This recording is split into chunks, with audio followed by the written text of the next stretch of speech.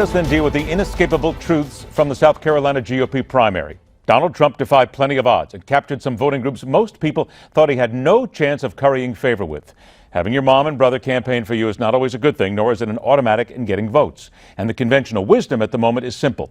This is what people are saying over and over again. Unless the Republican field winnows itself down by at least two more candidates, and soon, Trump may indeed be inevitable.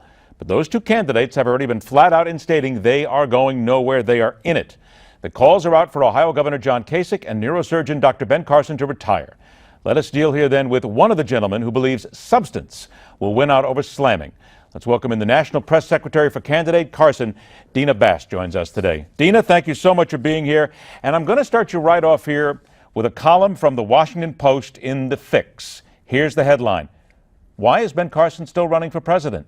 I put that to you because it would seem as if in South Carolina, the numbers came in and said, Dr. Carson, we love you, but not enough to be president. Well, thank you, first of all, for having me this evening. You know, Dr. Carson is the only candidate in the race that began with 17, of course, 17 GOP candidates. He's the only one in the race who was really drafted by the American people. In a groundswell, people wanted him to run for this office. And even now, we continue to get support from people who are asking Dr. Carson to continue to do this. They say, please don't get out of the race. And he's committed to continuing to walk through the doors as they are opened. He has to continue walking through the doors. You're right. He's got to get his message across. But this is a man, and I've interviewed Dr. Carson. I have a lot of respect for him. Absolutely. And he keeps talking about substance is what America wants. He believes that if he puts substance forward, it will eventually get him out in front. But here's the real issue, Deana.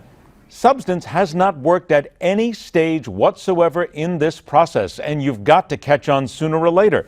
Why is it that Dr. Carson believes that substance will win out when the American people have said, we want something more or something different? You know, Dr. Carson believes that substance will win out in the end because he knows that that is what is best for we the people. And so you're absolutely right. He has produced more concrete policy papers than any other candidate. When he's on the debate stage, he is the one candidate who is not slinging mud at the others. He's the one candidate who continues to talk about the real solutions that America needs. And because we, the people, in this groundswell asked him to do this, he is going to continue to do it. And he has a great deal of respect for the process.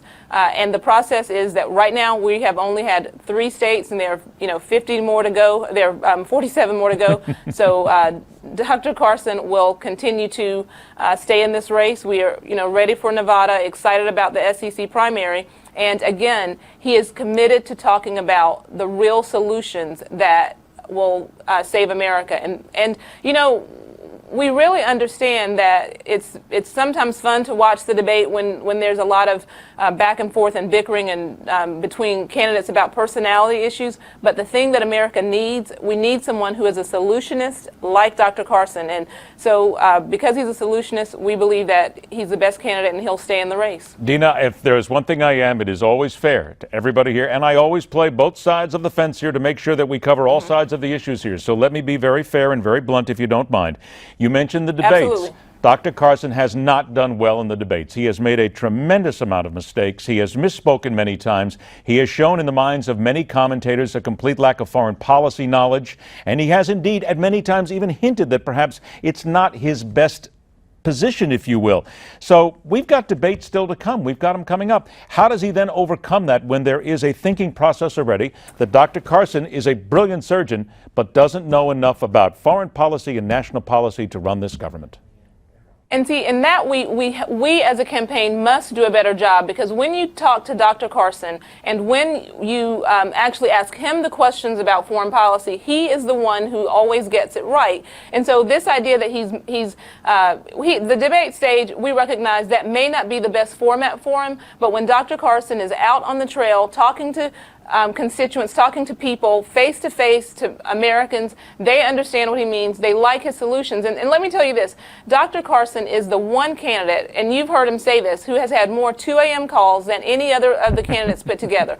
Dr. Carson is the one candidate who has assembled teams of people to solve the most complex problems that the medical world has ever known. So Dr. Carson is the one person who's able to pull together experts to solve America's problems. And any candidate on that stage who says that they have all of the foreign policy answers is misleading America. And so what Dr. Carson's truth is that he recognizes that he should rely on the experts in the military and in other areas he should rely on experts for their expertise, but he is a leader, and he has wisdom, and he has the ability to bring together people to solve real problems. So again, the debate stage may not be the best format for him because he doesn't talk in political ease and 30-second to 90-second sound bites. But when you sit down, and I'm going to invite you to actually sit down with Dr. Carson. When you sit down with him and have him actually talk about the solutions that he has for America,